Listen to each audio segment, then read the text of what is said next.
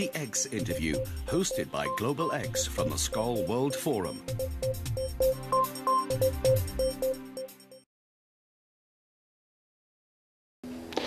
That's a very good question. I was at an exhibition of my wife's portraits the other day, and a man came up to me and he said, "Those are very nice portraits. They tell me Charles Handy is here as well as his wife." And I said, "Indeed he is, and I am he." He looked very puzzled at me for a moment, a long moment, and then he said, "Are you sure?"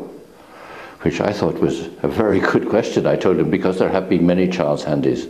But at the moment I am a writer and a cook, because for half the year I write books, and for half of the year I look after Elizabeth, my wife, and I cook.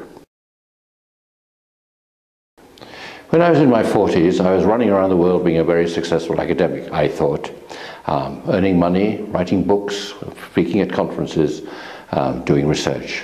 And then I got the news back in Ireland, where my father lived, that he was dying.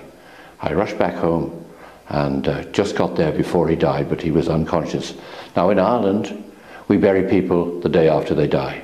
So we rushed back to his old place, his little church, where he had served as a minister for 40 years, but had retired, to bury him. A quiet family funeral, I thought. Except when we got there, it wasn't a quiet family funeral. The church was overflowing, we couldn't park the car. And as we stood by the grave, people said, "This man meant so much to us. He was the staple of our life." And I had thought, you know, that he was a rather shy, unsuccessful guy, because he stayed in the same place for 40 years and just looked after people. And then I thought, what does success actually mean? To me, it meant, you know, jetting around the world. But I wondered how many people would come to my funeral and say that I mattered to them as much as my father mattered to them. So I went back to my university and I resigned my job. I fear it will not be very much different from today. I think people will still be fighting each other because we want to identify with our smaller communities to protect ourselves against the global mess that's all around us.